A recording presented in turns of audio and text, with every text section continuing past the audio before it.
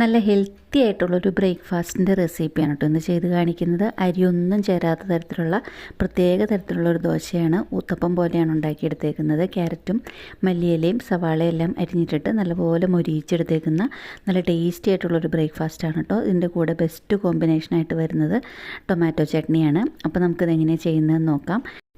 അതിനായിട്ട് ഞാനിവിടെ എടുത്തേക്കുന്നത് പേൾ മില്ലറ്റാണ് കേട്ടോ. നല്ല ഹെൽത്തി ആയിട്ടുള്ളൊരു മില്ലറ്റാണ്.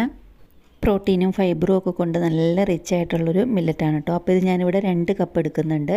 2 കപ്പ് ഞാനിപ്പോൾ ഇവിടെ ഒരു പാത്രത്തിലേക്ക് ഇട്ട് കൊടുത്തിട്ടുണ്ട്. നല്ല ഫ്രഷ് ആയിട്ടുള്ള മില്ലറ്റ് കടയിൽ നിന്ന് വാങ്ങാൻ നോക്കാം കേട്ടോ. അതിൻ്റെ കൂടെ തന്നെ 2 കപ്പ് മില്ലറ്റിന് ഞാനിപ്പോൾ ഇവിടെ ഒരു 1/2 കപ്പ് ഉഴുന്നെടുത്തിട്ടുണ്ട്. അതിൻ്റെ കൂടെ തന്നെ ഉഴുന്നിൻ്റെ കൂടെ തന്നെ ഒരു ടേബിൾ സ്പൂൺ ഉലുവ എടുത്തിട്ടുണ്ട്. നല്ലപോലെ കഴുകി വൃത്തിയാക്കിയതിന് ശേഷം 5-6 പ്രാവശ്യം കഴുകണം കേട്ടോ. അതിന് ശേഷം അരയ്ക്കാനുള്ള വെള്ളം ഒഴിച്ചിട്ട് ഒരു 3-4 മണിക്കൂർ കുതിരാനായിട്ട് വയ്ക്കാം. അത് കഴിയുമ്പോൾ എന്താ ഇങ്ങനെ ഇരിക്കും. ഇനിയിപ്പോൾ ഇത് നല്ലപോലെ കുതിർന്ന് കിട്ടിയിട്ടുണ്ട്. ഒരു മിക്സിയുടെ ജാറിലേക്ക് ഇട്ട് കൊടുത്തിട്ട് ഇതിങ്ങനെ തന്നെ അരച്ചെടുത്തിട്ട് വയ്ക്കാം. ഇതിലേക്ക് വേറെ ഒന്നും ചേർക്കുന്നില്ല. അതുപോലെ അരച്ചെടുത്തിട്ടുണ്ട്.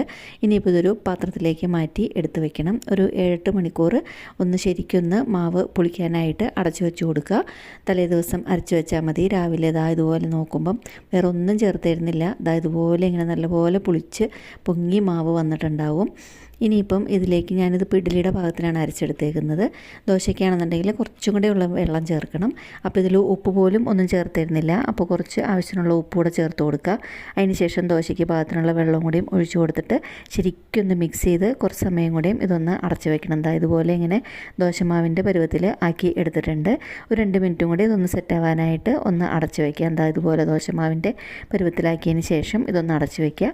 അതിന് ശേഷം തവ ചൂടായി കഴിയുമ്പം നമുക്കിതൊരു തവി കോരി ഒഴിച്ച് കഴിഞ്ഞിട്ട് അധികം പരത്തേണ്ട ആവശ്യമില്ല. ഇതുപോലെ ഇങ്ങനെ കുറച്ചൊന്ന് പരത്തിയാൽ മാത്രം മതി. അതിന് ശേഷം ക്യാരറ്റ് ഇട്ട് കൊടുക്കുക. ഉള്ളിയും മല്ലിയിലയും എല്ലാം ഇട്ട് കൊടുക്കുക. കുറച്ച് എണ്ണയൊന്ന് തൂവി കൊടുക്കുക. ഇതൊന്നുമില്ലാതെ ഊത്തപ്പം അല്ലാതെ സാധാരണ ദോശ പോലെയും ഉണ്ടാക്കിയെടുക്കാം. അതിന് ശേഷം ഒന്ന് തിരിച്ചിട്ട് കൊടുത്തു കഴിഞ്ഞിട്ട് ശരിക്കും 2 സൈഡും മൊരിയിക്കണമെന്നുണ്ടെങ്കിൽ നല്ലപോലെ ഒന്ന് മൊരിയിച്ചും എടുക്കാം. ഇതാണ് കേട്ടോ നല്ല ഹെൽത്തി ആയിട്ടുള്ള ബ്രേക്ക്ഫാസ്റ്റിൻ്റെ റെസിപ്പി. അപ്പം പേൾ മില്ലറ്റ് ദോശയാണ്.